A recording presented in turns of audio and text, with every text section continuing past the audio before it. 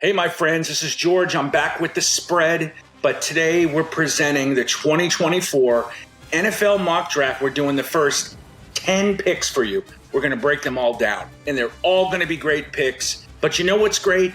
This show is sponsored by Jack-Akutas. It's one of the best seafood restaurants and sushi here in Destin. It's home of all-you-can-eat sushi. They're celebrating 10 years with a new menu, some of the old favorites, and they're also doing this. Prices from 2014. Go to the website, jackakutas.com. You should see it here. Go there, go look at that menu. You're going to fall in love. But let's start off with the number one pick from the Chicago Bears. We all know who's going to be. Caleb Williams, USC, 6'1", 214, elite quarterback. Okay, first thing, why do the Bears want him? Very simple. Great arm, great accuracy to all levels of the field, great touch on the passes. He handled USC's offense incredibly. Lincoln Riley does run a complex offense. Now, the other thing is he reads defenses very well. But the one thing that I think that people can talk about, well, actually two negatives. Number one, he can be too aggressive at times, forces the ball downfield. And number two, he's not the biggest guy. I think, can he take the hits over and over? But let's not get that far. And the other thing, Bears had a phenomenal offseason, brought a lot of talent in for him. And the Bears haven't had a quarterback since, Jim McMahon? So let's see if this works. But number one is in the book. Number two, the Washington Commanders. This is another franchise begging for something good to happen to it.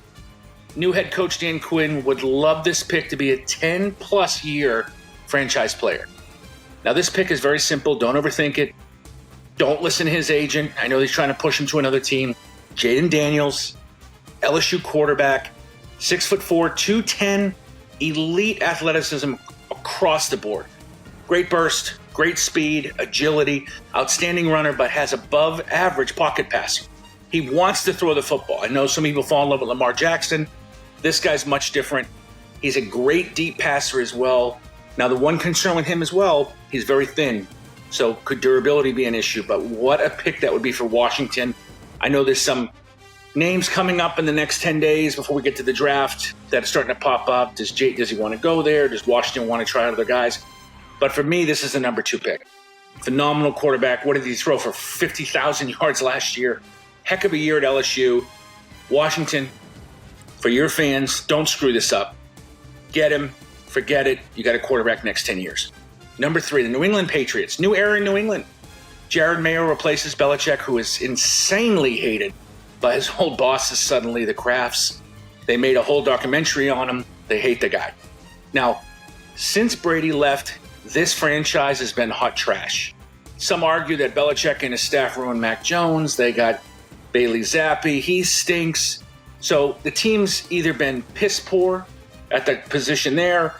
They haven't been anything at all. It was probably time to go to Mayo just because I don't know how much more they could have done with Belichick. But let's get all past that. Fresh start for New England. What are they going to do? They're going back to what they know. This is the first surprise pick of the draft. They're going Michigan, J.J. McCarthy. Great prospect. His last year, I know his former coach Harbaugh has been behind him, talking about how well he is, called him one of the best quarterbacks ever that he's coached. He really impressed the scouts with not only his physical tools, but the mental, which is so strong in this game. The question is, with New England's new staff, can they bring him along? Are they going to thrust him into action? Are they going to break him like they broke Mac Jones? But either way, I think it's a great pick for them. We'll see what happens. Number four, first trade of the draft right here. New York Giants are trading up. No way in hell Brian Daboll is feeling good about Daniel Jones after this past season. He got injured again. For me, he's hit his ceiling. He's not going to go any further. And remember, this NFL is a quarterback-driven league, plain and simple. And Daboll is a great offensive coach, but he will not survive in New York without a QB. So for me, the pick is in. It fell right in their lap. Drake May, quarterback, UNC, 6'4", 223, big kid. Now this is an NFL quarterback. Size, great arm. He can scramble. He's not going to blow you away with the speed, but he can get out of the pocket. Now, the one negative with this guy, he's got the Superman syndrome. 2 or 3 plays a game where he'll just try to do something when the play just isn't there. If they can coach that down, throw the ball away, take what the defense gives you, that could be an elite pick by the New York Giants. That could be a cornerstone, a franchise, whatever fancy name you want to use for him, but that could be a great pick. Now, speaking of great picks, LA Chargers are up. Think about their offseason. They got rid of all of Herbert's weapons. They were either overpaid, injured, so they cleared it out. New head coach, we all know from Michigan, Jim Harbaugh. Now, the question is, what are they going to do here to help Herbert? For me, it's very simple. Marvin Harrison Jr. That's the pick. Wide receiver, the Ohio State, 6'3", 209. We all know who his dad was, Hall of Famer, Indianapolis Colts. This guy is instantly wide receiver one for Herbert day one in that Chargers offense. He's a great vertical threat. He's a great route runner. Don't overthink this pick. Pick him up. You got a guy for Herbert now. They can have a great connection. That could be his go-to guy forever. You know who's my go-to guy? You want to know who? Jack Akutas. We're going to go back to them. A great sushi, great seafood restaurant in Destin, Florida. Best beaches in the world. They have a new menu. You might have heard that. They have 2014 prices. Here's the other thing. All you can eat sushi every single day. $29.99. That's it. I know you just said, is that it? Yeah, that's it. What a price. But go visit the website, jackakutas.com, for more info. Check that place out if you ever go up to the Panhandle. You will absolutely love that place. Back to the action. Number 6. Now, Arizona traded down a few spots. Now it's time for that organization to go out and get Kyler Murray some damn help. Get him a playmaker. Somebody who's going to be a difference maker for him. Support the guy. Now, with this pick, this is, again, for me, this is an easy one. Don't overthink it. Rome Odunze from the University of Washington, which I probably butchered his name. But I'll tell you one thing I won't butcher. This kid's numbers. 6'3", 216 pounds, big receiver. Now, he will be your prototypical X receiver. Play the boundary, good speed. I think it was timed at 4.45 in the time 40 at the combine. Strong hands. The other thing about this kid, he made huge plays all year long last year when they were on their hunt for the national title. I know they got stopped short by Michigan, but all those big games, Pac-10 championship game, made huge catches. They beat Oregon twice, and in those games, he was huge when they needed him to be.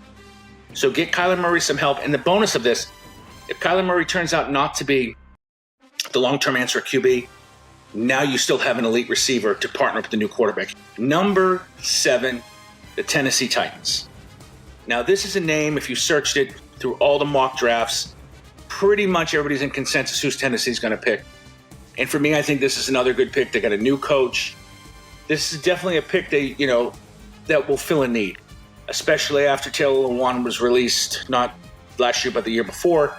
For me, the pick is in. It's Joe all day long. Notre Dame, 6'9", 322. The guy is an absolute monster. And the other thing about these big guys now, the kid's got the speed, the size, the strength, and more importantly, for the great offensive linemen that have played in this league and going on to be Hall of Famers, the IQ with this kid is insane. You bring him in, you draft him, you put him on the left tackle, and that's it. You keep him there. He's going to run the whole line. Fantastic pick, and it's a good way to build that franchise back. Speaking of building back, number 8, Atlanta Falcons. Raheem Morris has come in, which is a hilarious story why Belichick didn't get picked, but that's for another time. Raheem Morris, remember, defensive-minded head coach. For here, I'm not going to waste much time. This is an easy pick. Dallas Turner, defensive end, edge rusher, whatever you want to call him, University of Alabama. 6'4", 240 pounds. A couple things from last year. 11 sacks, 33 pressures. Now he's going to shine, absolutely shine at that WDE position, that wide defensive end, well beyond the tackle. That's where he played in college. Now he can do 2 things for you that half the league can't do. He can set the edge, take on that blocker. Now he can also rush the passer. Both are elite levels. This is another great guy by Nick Saban.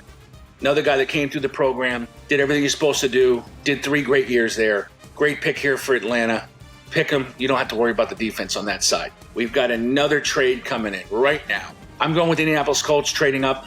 Chris Ballard. He trades to get his offense some much-needed firepower.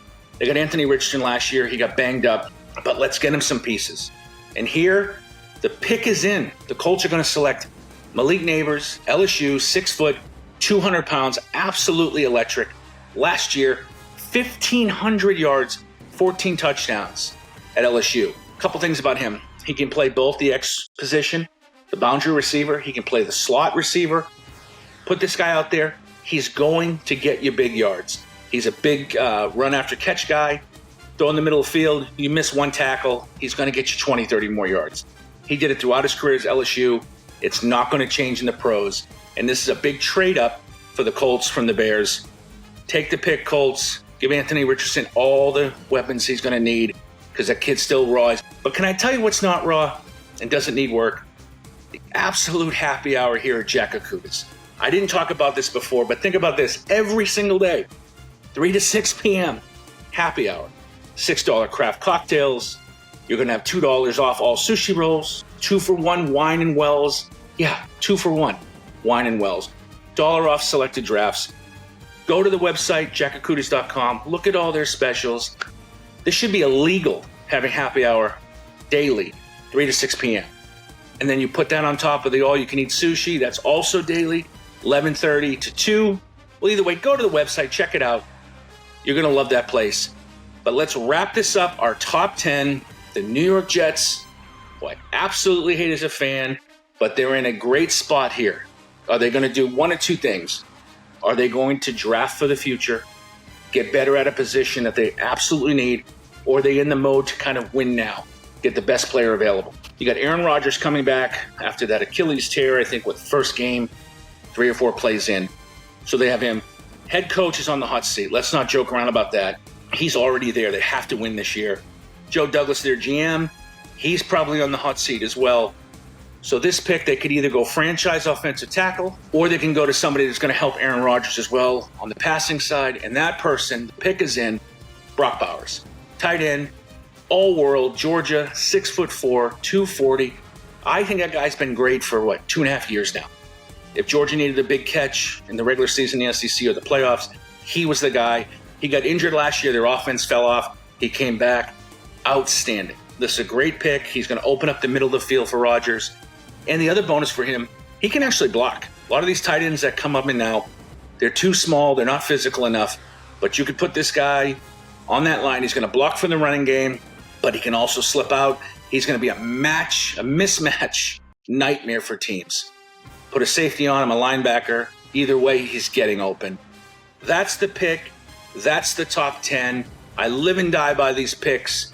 This is what's going to happen. You're going to have to watch the draft next Thursday. But seriously, watch it. We're going to come back with winners and losers of the draft. Thank you so much as always. Good luck. Watch the draft. We'll see what happens.